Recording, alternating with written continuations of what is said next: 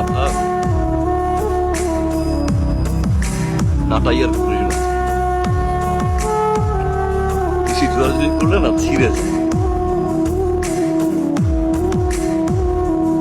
আমি বুঝি নাই আমার সম্পর্কটাও না এখন এরকম ছেলে ঘুরির মতো না বুঝে অনেক অধিকার দেখাতে করছি।